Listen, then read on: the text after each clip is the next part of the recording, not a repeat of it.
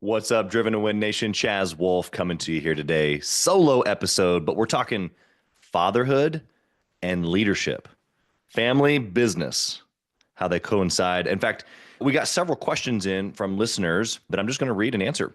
And I thought this would be just a great insight to not only just maybe some of the things that I've personally been able to deal with, but some of the things that have maybe come up in my world as we are working with clients of ours around their business and of course balancing their business and their family and their marriage and being a father and or mother, but how leadership and fatherhood kind of come together kind of in one element and how they play on each other, I thought would be a great resource. And so I want to kind of get started with fatherhood sharpening leadership skills.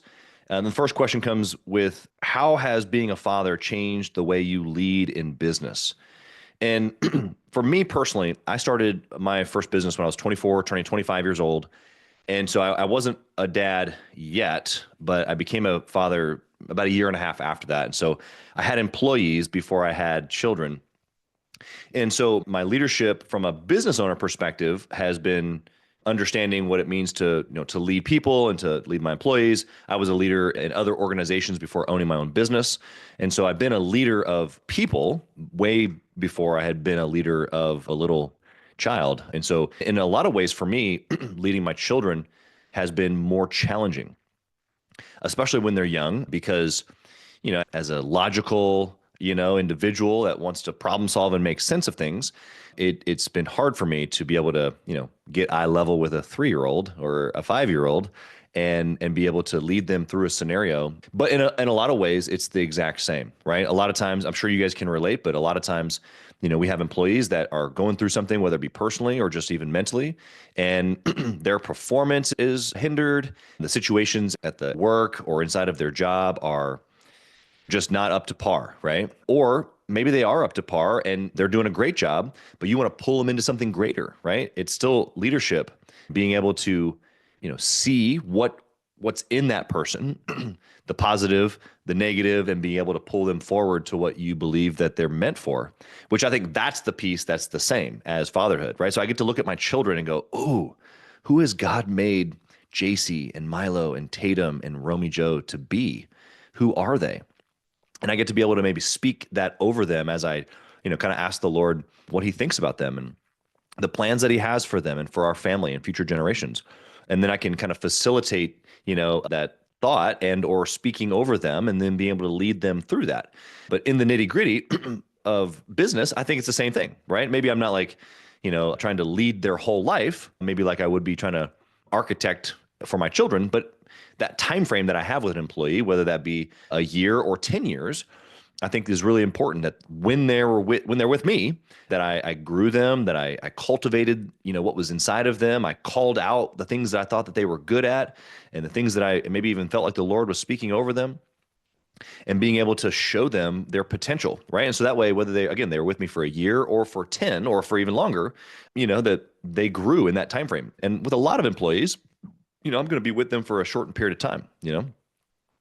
I've had employees and even managers with me for a short period of time, a year, 2, 5, and for whatever reason, it's come to the end of their time with my organization, and that's okay. That's actually pretty normal. That they would find an opportunity that would be the next step in their process of becoming who they are, and I think that's a beautiful thing. The challenge for me in that as a leader is that, was I a good steward of them, of their energy, of their efforts, of their potential, and do they feel like, when they were in my care, if you will, they left a better person than when they got there? And I think that's the same as being a father. And so I look at those kind of being the same. And I don't know if it's changed me necessarily as a leader. The question was, how has being a father changed me being in business? If anything, maybe I've softened a smidge, because being a father has probably brought me some patience or forced me to think in a slower form.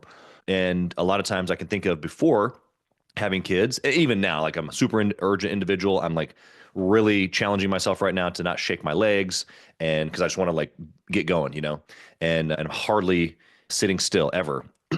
So if anything, I could say that, having to slow down my communication and even my mindset around my children has probably benefited me in business with the people and just being able to understand current situations, obviously empathy, putting myself in their shoes, understanding their circumstances, and then being able to help them through whatever that is, whether again, it's poor performance or it's a scenario where, they're great and but I still think that they can do more or they can be better.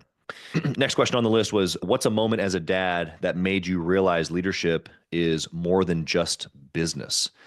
And I think that as a dad, there are moments where you realize like this is like a lifelong thing, like it's not just 0 to 18. In fact, I think it's much, much greater than that, right? And I know not everybody thinks like this, but this has become my obsession where I'm thinking the next 100 years is now my responsibility. It's my kids, my grandkids, and then, God willing, I can see my great grandchildren. And I think that how I see leadership, even in business, it has probably just expanded more than just the tactical now of what can I get in this situation or what can I get this person to do.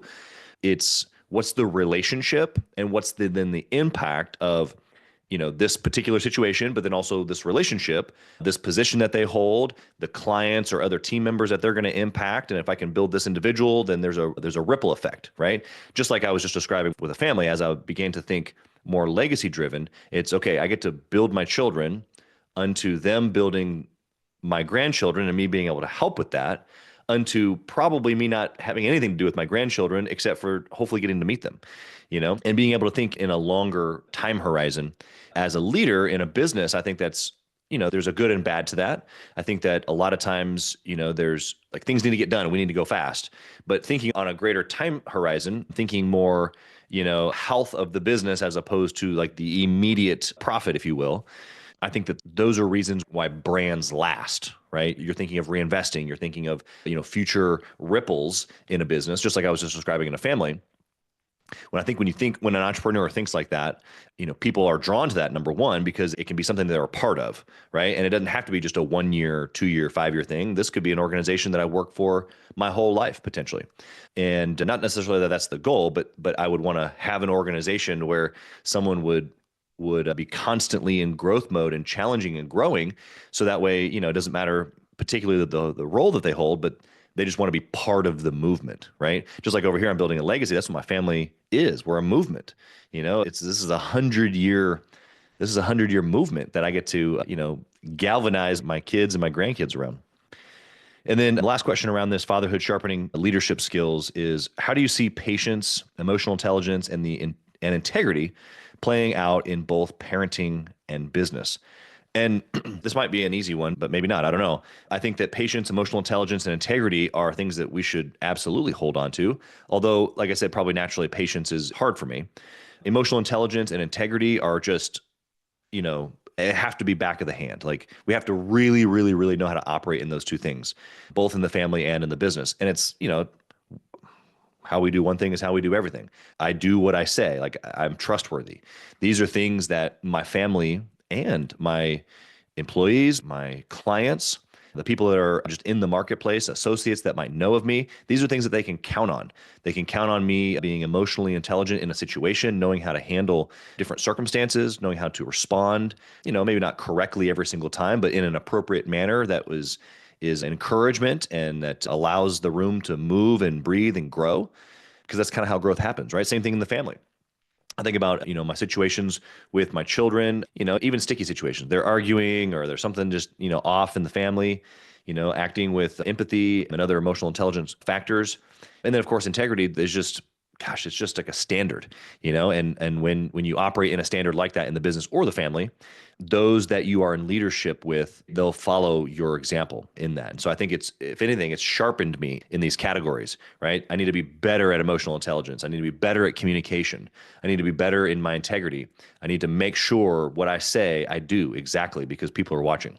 Of course, in the business world, as well as my kids and my wife too. The next kind of category here is balancing business and family. I think this is just an interesting dynamic that a lot of entrepreneurs that struggle with. First off, I don't like the word balancing. I don't know if that's actually something that we do. What I've kind of switched that around to is just obsession. As entrepreneurs, I think we have an obsessive nature and we want to like go all in. We're either all in or we're all out. And for me, like when I look back at my early years of entrepreneurship, and I was married, but with no kids, and that was a little different. And then we started having babies, and then that early stages of life just bring its own challenges, for a young family. And then on top of that, I'm building businesses. And I look back and I think that I probably was really obsessed with business and not as obsessed with my marriage and family and or health. And so I think there's probably several elements of, at least in my story, of how I would have changed those things early on. But thank goodness I kind of came to my senses eventually, just mostly probably due to the help of my wife, Julie, helping me understand that, it couldn't continue on in the same, like all in with business, but then lackluster effort, and, everywhere else. And so I think that's probably the number one strategy that I've implemented. That's kind of the first question here is, what strategy have you put in place to make sure that your business and it supports your family? And it's maybe not a strategy, it's a mindset, right? As I want to go all in. I want to go all in on my business. I want to go all in on my family. I want to go all in on my health. I want to go all in on my faith. And I'm going all in on my lifestyle, or the things that bring us joy. And so I didn't need to lower my obsession in my business. That didn't solve the problem. If I had lowered my obsession early on in my business, I just would have been lackluster in business, as well as the other things. What I needed to do was keep my high obsession, my high intensity with my business, but then I needed to increase the level of obsession in my marriage, increase the level of obsession with my kids, increase the level of obsession with my health, my intentionality around my faith and my walk with the Lord. All of these things I can have it all, and you can have it all, but it requires intentionality. It requires me sitting down and defining exactly what it looks like. What does winning or success look like in this area? And I think I can win in all of these areas. And I don't think that I need to give up one in order to have the other, but it's going to require just extreme intentionality. And that may be too much for most people. A lot of people don't want to be extreme in everything. It's unrelatable. But for me, that's what I wanted. I wanted to win in all areas. I wanted to have an amazing business, or in my case, businesses. I wanted to have an amazing marriage, not just a lackluster, but an amazing marriage. I want my kids to just really blossom. I want my health to be the tip top shape and to be optimized. I want my faith, not just my spiritual walk, but also my belief and my action that I'm taking in the world, my confidence to be extremely high. And of course, I want my lifestyle to bring joy. Hey, kings and queens, Chaz Wolfe. I want to talk to you about something that's super important to me. We put a lot of time and effort, we meaning myself and my team, into this podcast, into the content that goes out every single day. And if you have been getting any sort of value or insight from this, we want it to be able to reach other business owners too. So we would love if you would like, comment, share, leave a review, post, share again, all of the things on social media, on all the different platforms, or even on the podcast mediums of Apple and Spotify. We would love to be able to get our content into more hands, more entrepreneurs, so they can grow their business as quick as possible. Together, we are building a community of like-minded entrepreneurs who are committed to growing their businesses to new heights. So let's do this. Let's help each other grow. What are some of the boundaries you have set to protect family time? That's an easy one for me. It wasn't always easy, like I described earlier, but for me, I get off work between 4 and 5 each day. And then that's my time with the kids. And so we eat dinner, and then I'm with them until I put them down at 7. And then not all of our kids are down and sleeping at 7, but our older ones start working on some homework. I help with math. We homeschool the kids. And so I'm teaching new math lessons to our 2 oldest, at 7, between 7 and 7:30.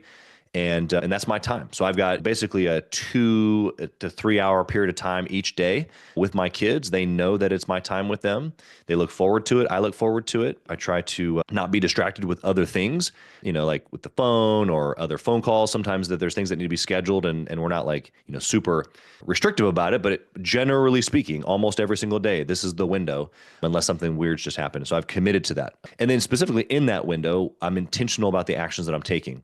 I'm spending the time with the kids. We're always doing something fun, typically playing music, maybe doing a dance party. We might be cleaning and doing chores, but it's always something that we're doing together. And then me putting them down looks like a routine. We've built a checklist. They've got a cool little digital board. They can check their stuff off, and I'm building routine and habits, and helping them track their performance and just understanding mindset along the way.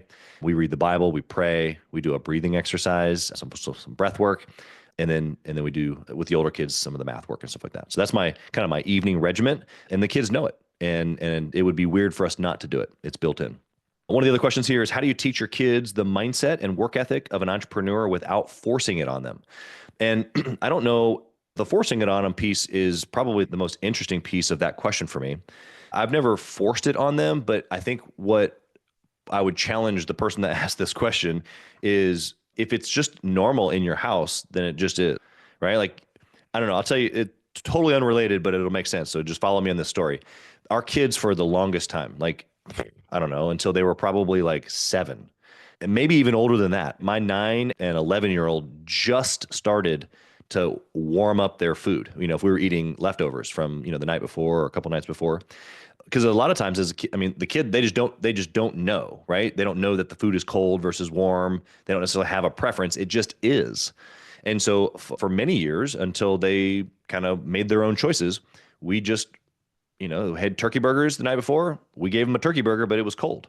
And sometimes we ate it cold too. It wasn't like we warmed up ours and then didn't warm up theirs. Although sometimes I have a preference to warm it up, and I would ask them, but they didn't really know, because for many years we just gave it to them, right? Because it's just, they don't know. And I don't want that to come across as harsh or anything, but it just is my point. Okay. And so if you are a house of entrepreneurs, right? And even if your spouse is not, in the businesses working it day to day, Julie's not in all of our businesses working it day to day, but she's an entrepreneur because she's married to me. And so we have an entrepreneur house, we're an entrepreneur family. And if I'm doing these things throughout the day, and that carries then through to how we talk in our family. We have family meetings. We talk about money that we make. The kids have goals. Like, the things that I do in my business doesn't stop when I get off work. It just transfers over. It's the same language. And so what I would say to this person who asked this question is, first off, you should never have to force it on them. It should just be, right? Like, this should just be language that you're using inside of your house. When someone says they're interested in something, right? Like, one of my daughters is really good at art, and she can create a lot of very creative things. And so my language to her isn't, oh, wow, you could be an artist, or you could go, like, different job titles, right? I affirm her as a creator, as someone who likes to build or architect things. And she can take that skill set or that joy that she has, and she can build a business out of it, right? She can create things that add value to people, right? And you can add value as an employee, but as a business owner, we think, how can I create something that adds value to someone else? And that's the business system that we're going to develop, right? And that's the language that I use with my kids. It's, how can we create something that adds value to other people, and then we create a business out of that. And so how do I teach my kids? Well, I talk to them. They are involved with our businesses, not to every nth degree, but both of my older kids have been around our edible arrangements franchises many times, worked up in the front, talked to customers, counted money, dipped strawberries.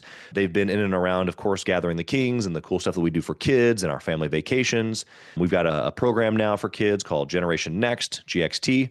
And so they're helping me with that. But this is even just outside of that. They all bought a cow last year. And so they've got a cow calf pair, and they just sold their first calf, and they know how to earn money. So they trade their time for money. They mow and they do things around the house, and they trade that time, they add value, and then they get money. And then they've also now learned how to take that money and place it into an investment, so that money can then earn them money while they are earning other more money. This is just regular life for us. So I'm not sure about the forcing it upon them.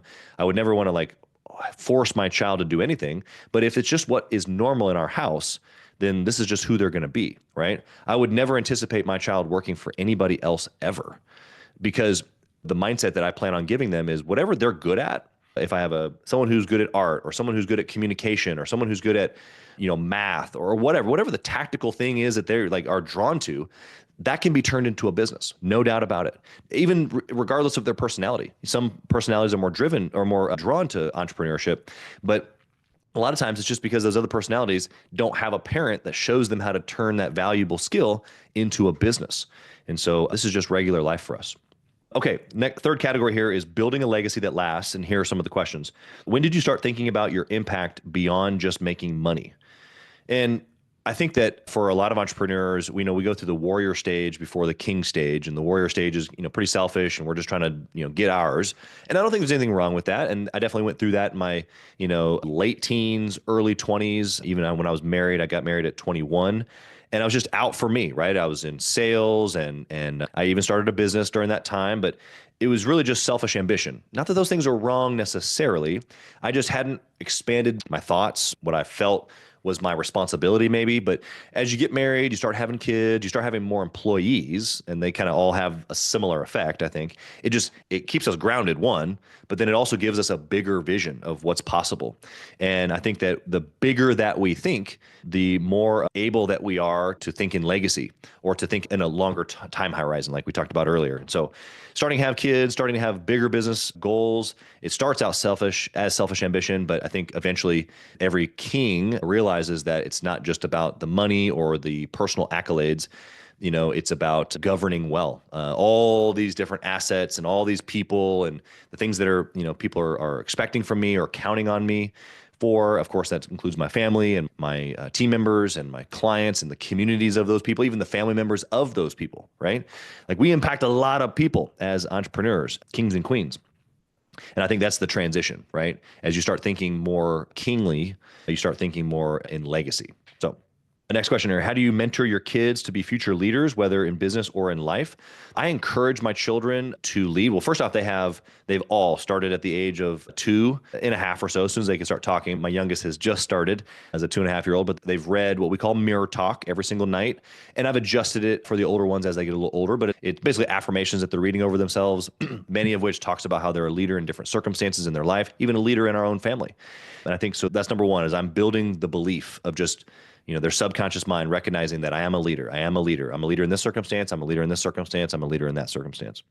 And then I think as we talk to them about whether they've been at co-op that day or they've been at homeschool or they've been just with their friends or playing outside, asking them questions that lead to conversation around, how did they lead that situation, or how did they lead other people, or how did they include other people, and how do they facilitate, which is another word for leadership. And so we're just talking about it. It becomes regular life, very similar to the description I gave to you a little bit earlier. The future or like mentorship of that is that I recognize that I'm building my children piece by piece.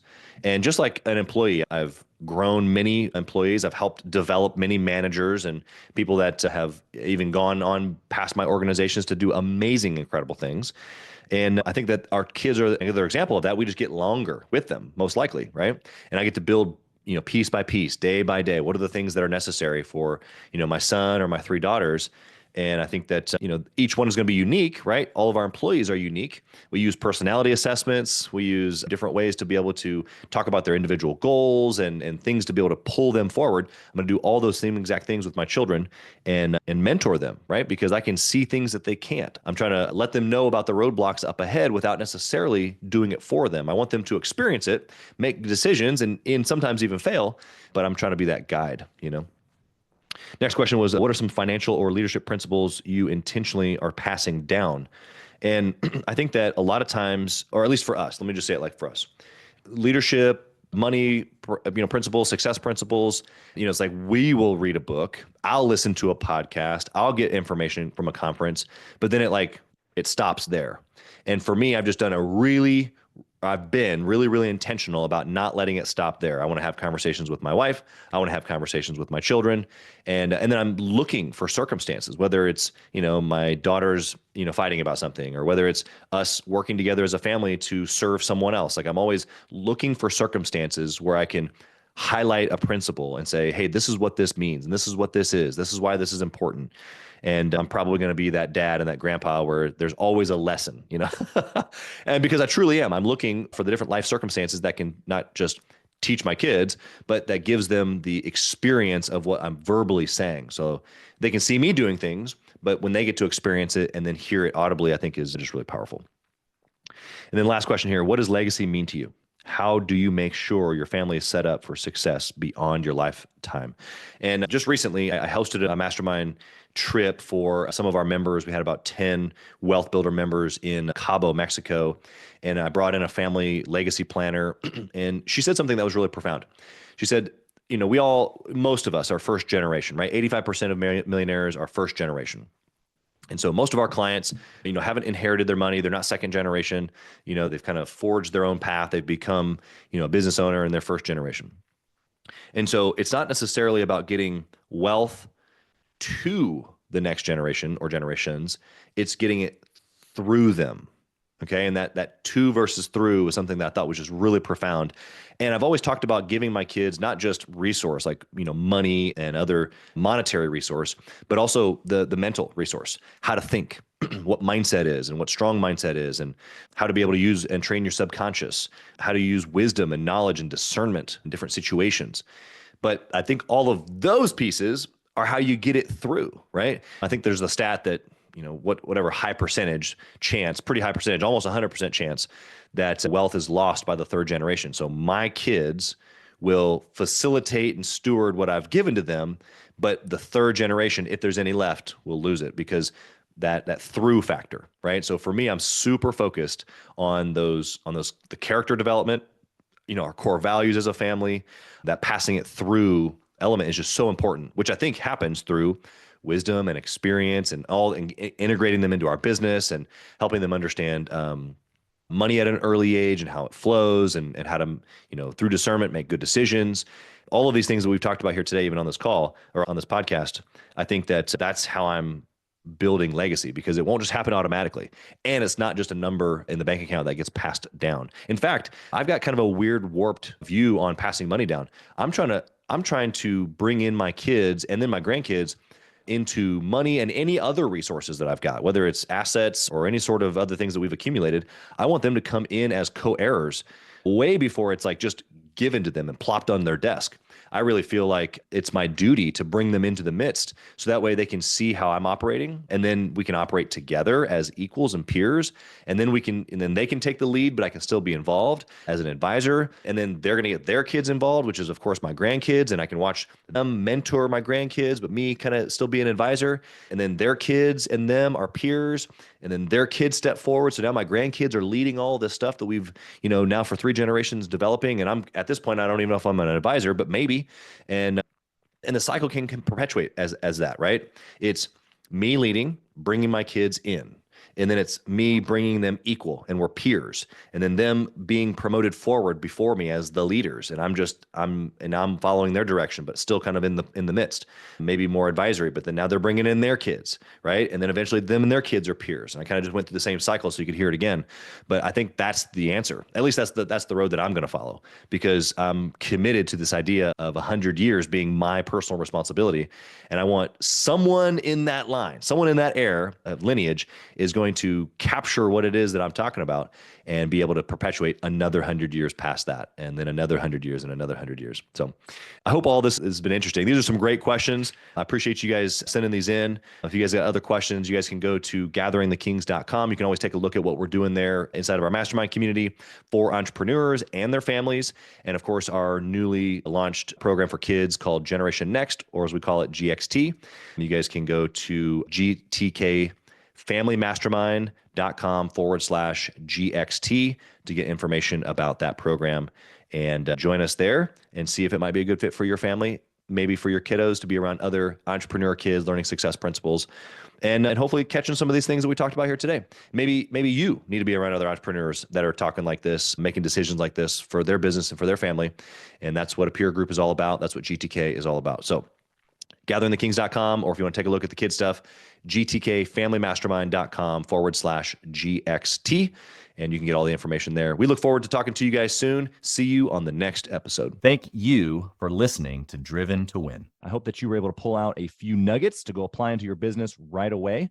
More importantly, though, I hope that you're realizing that it takes more to be successful than just being by yourself, doing it all on your own, carrying the weight all by yourself. What I have realized, not only in my own journey from multiple businesses and multiple different industries, and now interviewing over 200 or 300 other very successful 7, 8, and 9-figure business owners, is that it's tough to do it alone. And so Gathering the Kings exists to bring together successful entrepreneurs. In fact, we are putting together 1,000 kings, specifically who are grateful but not done. We're intentionally assembling kings who fight tooth and nail for their business, family, and communities. And here's what we believe: that in the pursuit of excellence in those areas, that it ignites within us the responsibility to govern power and forge a lasting legacy. So if that relates and resonates with you, and you know that you need people around you, sharp, qualified, other very successful business owners, I want you to go to gatheringthekings.com.